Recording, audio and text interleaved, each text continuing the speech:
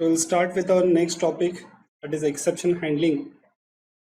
Exception, in simple words, you can say it's nothing but runtime error. Means like in program you can have syntactical errors, like you're missing colon, you're missing parenthesis and all that. And you can get some sort of a logical errors which occurs at the time of execution. That runtime errors we are calling as an exception.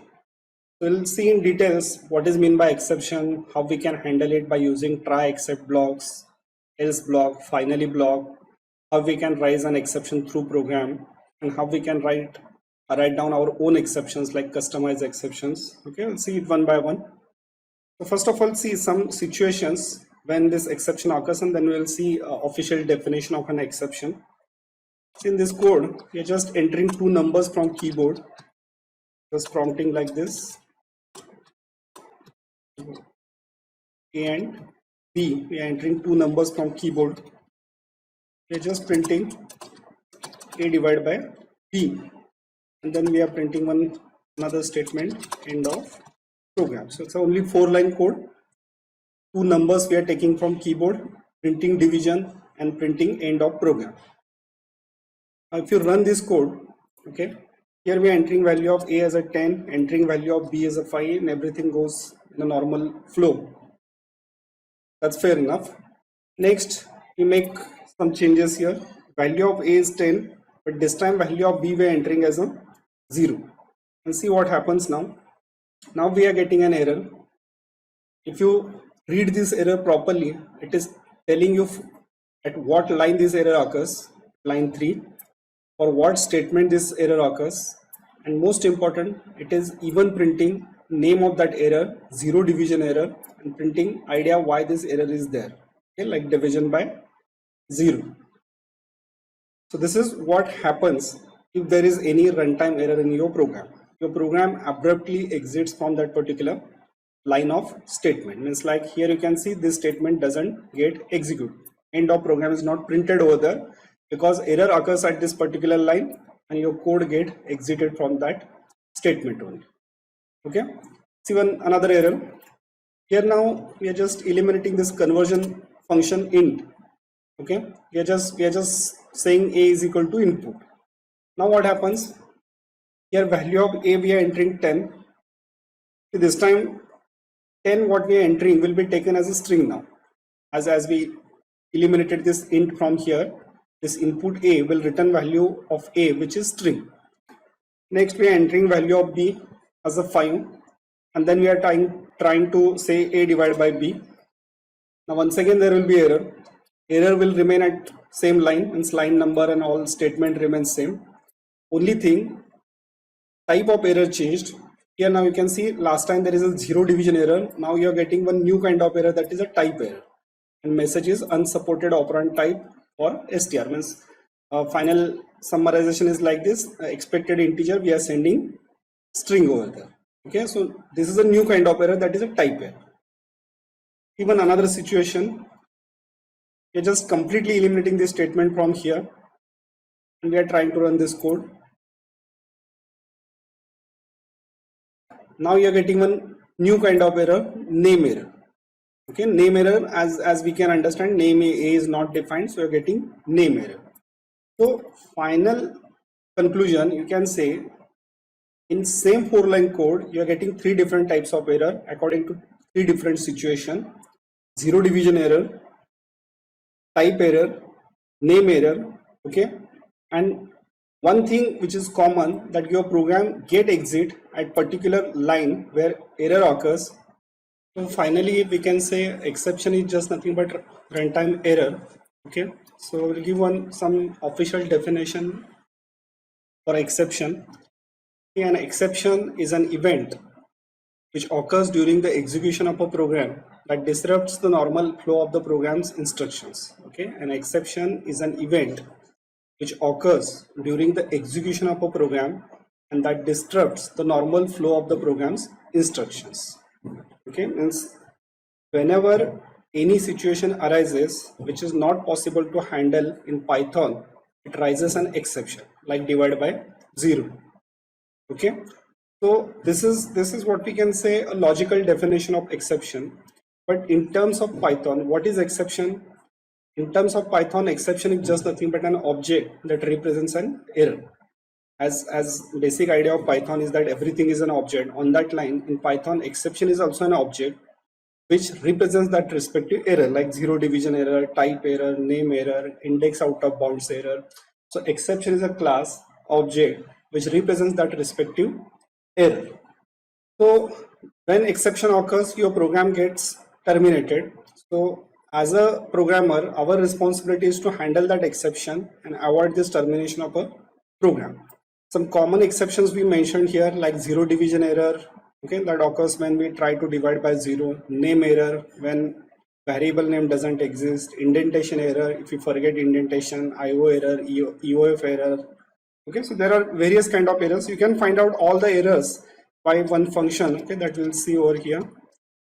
See, there is one module known as an built-ins, okay, and just try to print help of this built-ins.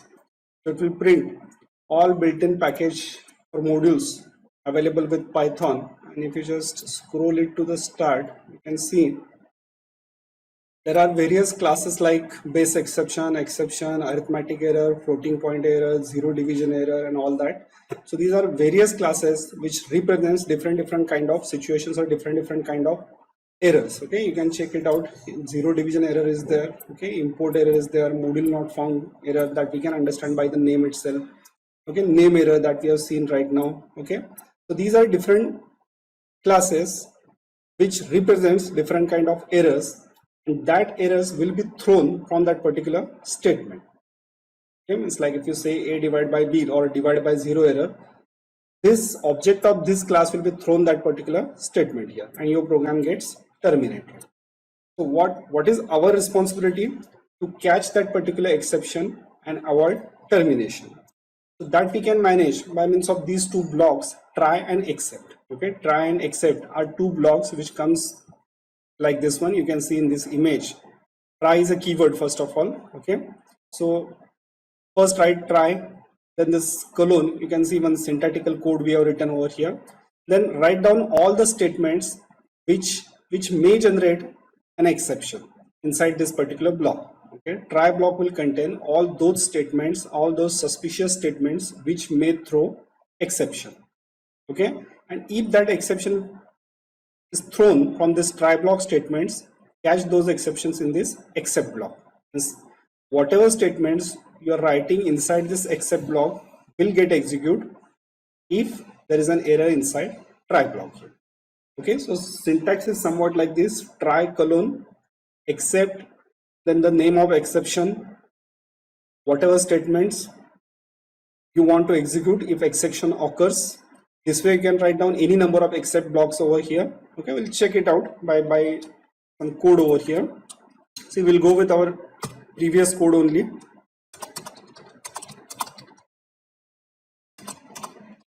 Okay, once again we are entering two numbers, printing here a divided by b, and then we are going with statement end of program. Okay, so this 4-line code is there. Now see, our problem or our error may occur at this statement a divided by b if we are entering value of b as a 0. So this is suspicious code. Okay, this is a code which may generate error. So what we'll do, we'll write down this code inside this try block here. Okay, so this is a syntax for a try block here. Okay, indent this code like this, and after that we'll write down this except block. Okay, and we'll write down statement over here like error. So run this much code now. See, now first we'll go with normal execution in 5. You can see we are getting this value 2, and then we are getting this statement end of program as usual. Okay, now we will go with error. Now here we are entering value of a as a 10, value of b as a 0 now instead of valid value, and now we are getting error, and you can check here this statement is getting printed over here, error. Okay, and then we are getting this end of program statement as usual. So one thing which we need to understand over here is that our program doesn't get abruptly terminate in both conditions in means like if there is an error or if there is no error, your program gets executed in normal flow. Means this statement gets printed in both situations. Okay, so this is how we can write down try except blocks to handle exception. Okay. Now we'll see some other formats of this particular try except block here. See, first of all, another concept over here or another thing in this particular case. Suppose if I'm writing one statement over here, okay, we'll mention it like this in try block. Okay, so see here what happens. Now here we are entering value of 8, 10, B5. To see what happens, this A divided by B gets printed, in try block get printed, end of program get printed. Okay, it will not go to except block because there is no error. Now we'll generate one error, 10, 0, and now see what happens. This statement is producing error, so it will directly move from this try block to except block here. So this statement will not get executed if there is an error or exception. Okay, next see this error whatever generated from here, that we can store in one variable in except block here. Okay, so that variable we can say like E as exception. So E is a variable, sorry, this is syntactically wrong, should be like this, exception as E. Okay, so what happens, whatever error thrown or generated by this statement will be get stored in this E variable. Okay, and now instead of printing this error, we'll print this E variable directly and check what happens now. Okay, here once again 10 divided by 0, and now see this message division by 0 is generated by this E. Okay, this message is directly coming from this variable E. Now exception, as we have seen previously, it's a parent class, super class. Okay, now suppose if you want to specify a specific name of a class here, means like here suppose if I say type of E, okay, we'll print type of E, so we'll come to know exact what kind of error is coming over there. And you can see here it is now naming this class as a zero division error, okay, which is a subclass of this exception class here. So instead of saying exception, we can even mention like this zero division error. Okay, in that case nothing will change, it will work on the same line.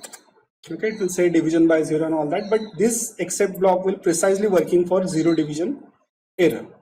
Now see, now if we go with some other kind of error, it's like suppose type error. Okay, we are not converting this string to integer. Now see what happens. Once again we are entering value of A as a 10, value of B as a 5, and now your program once again gets terminated, even writing try except block here, because exception what we are getting is of kind type error, and except block what we are written here is for zero division error.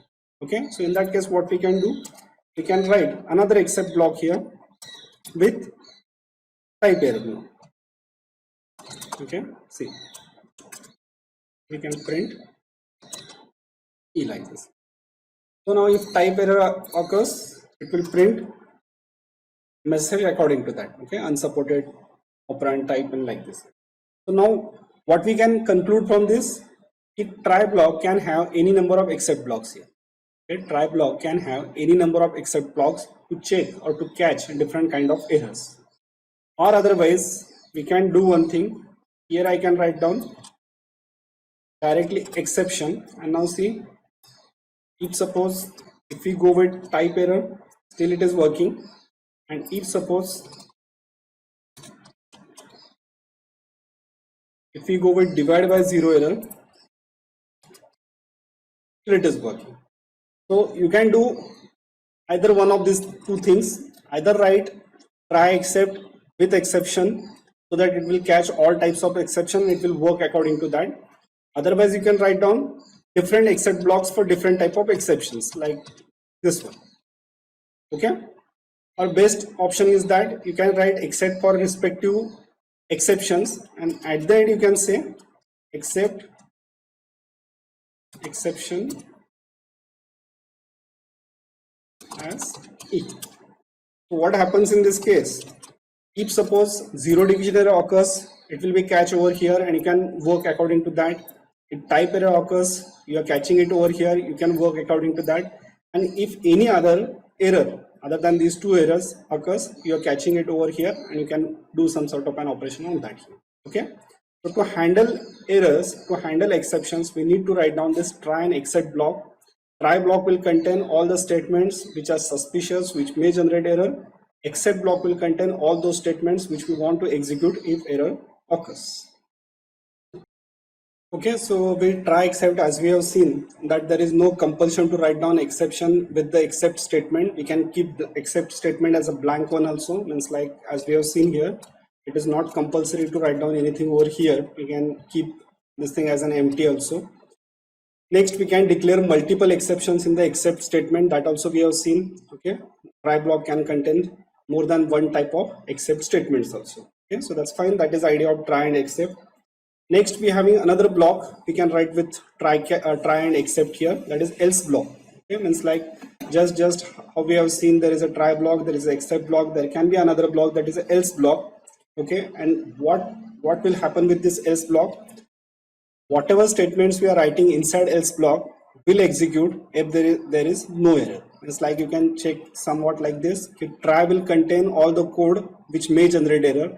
If error occurs, whatever statements written inside except will work, and if error doesn't occur, whatever statement inside else will get executed. Okay, so we'll check how we can write it down. Yes, here now we'll make some small changes here. We'll go with this parent class exception. Okay, so this is like that. See here we'll write down statement like this, error occurred. Okay, so okay, we'll go with else block also here. Else block is there, and inside else block we'll just write down one statement, no error. Okay, so see how it will work now. First we'll go with error to see how your program gets executed. This will not work because it is generating error. As error generates, we are moving to except block, error occurred will get printed, and then finally end of program is there.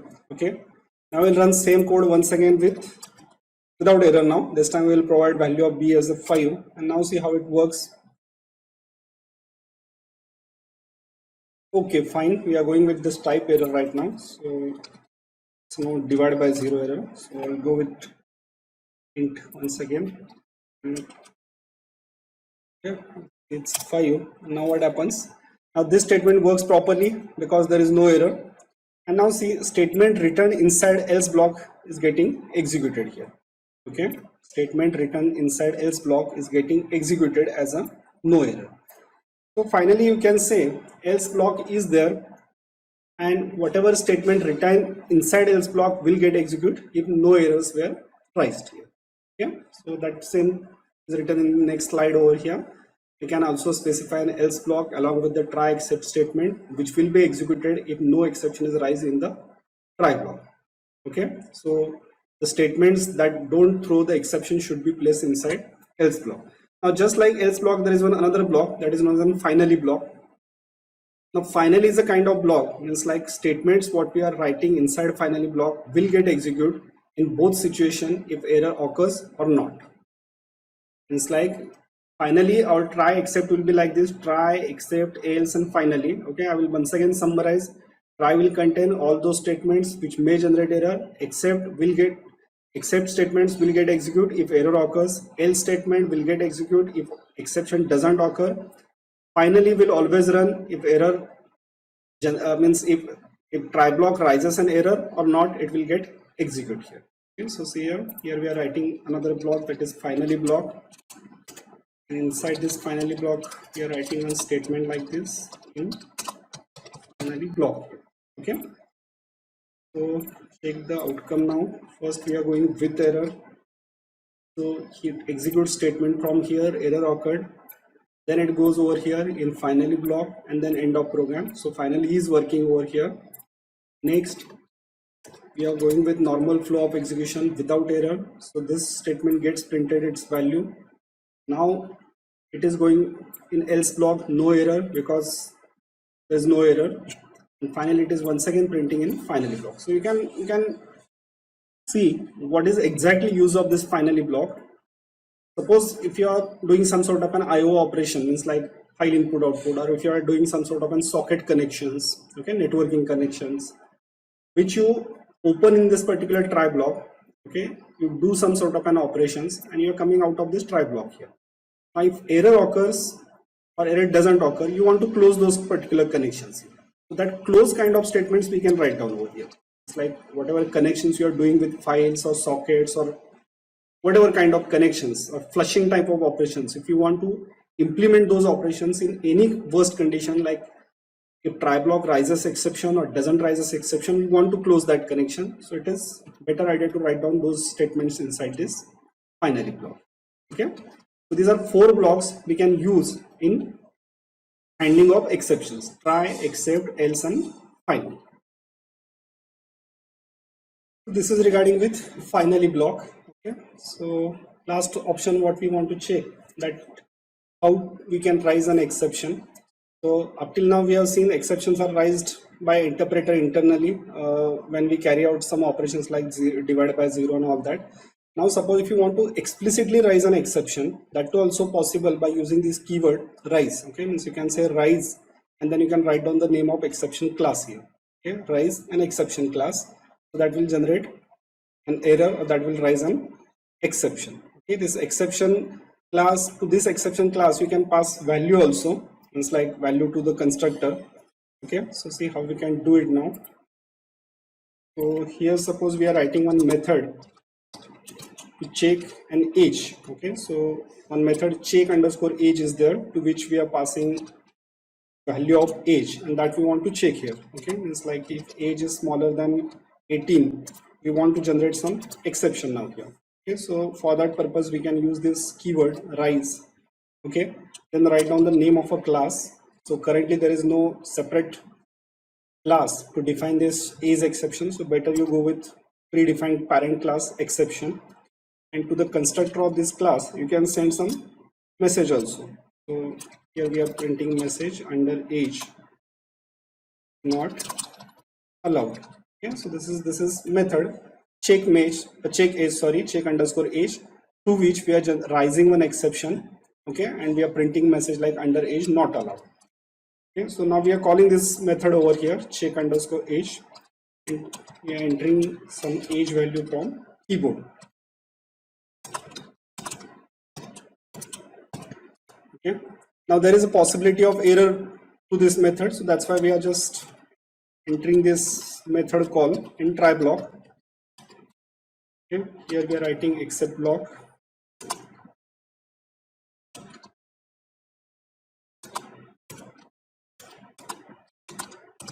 Okay, we are printing this message over here. This is arrangement. This is the thing what we want to learn, how we can raise an exception. So you can raise an exception by using this rise keyword. Okay, so run this code. First we are entering some valid age 34. Okay, so that, in fact we haven't done anything. We'll do one thing. Here also we are printing one message age saved successfully. Okay, and it's like if age is above 18, then it will be saved successfully. So here we are just running this code. Now we are entering valid age. We are getting message age saved successfully. Now suppose if I enter age below 18, what happens? This exception will be raised. Okay, means error will occur. That will be thrown out of this try block that we are catching in this variable e, and we are printing this message under age not allowed. Okay, so this is how you can raise exceptions through your code also. Now suppose now in this particular case we have used parent class exception because there is no at such a specific class to understand this error that age is underage. So we can define our own exception classes also, like zero divide error, type error, name error. You can define your own exception class also. So in that case you have to do only this much thing: write a class. So suppose I am writing class like age exception. Okay, and only condition is that this class should be child of this particular exception class. Exception, as we have seen previously, exception is a parent class for all error or exception classes here. So if you want to define your own exception, if you want to write your own exception class, the only thing what you have to do is write one exception class which will be child of this exception class here. So here we are writing one age exception class which is a child of this exception class here. And as we don't want to define anything inside this class, we are just writing this pass statement. Okay. Now here, when age is underage, we are writing this age exception instead of exception here. Okay. Instead of exception, we are writing now age exception. Here also, we can say age exception. So this is very easy to write our own exceptions by just creating a class which is child of this exception class here. Okay. Outcome will remain same here. If it is underage, it will print that message whatever we are sending from here. Okay, so this is how you can create your own custom exception class here. Okay, so finally we can summarize like this. Exception is runtime error. Whenever exception occurs, your program gets terminated from the statement where it occurs. To handle exception, we are having these two blocks, try and except. Try block will contain all those statements which may generate error. Except block will get executed if error occurs. Okay, with that you can go with else block. Statement whatever written inside else block will get executed if there is no error. You can add additional another block, that is finally block. Finally block will contain all those statements which will get executed. In both cases, means if error rises or not. Okay, you can rise exception on your own by using this rise keyword. You can create your own exception classes and you can generate your own exceptions by using this rise keywords. Okay, so that's all about exception handling.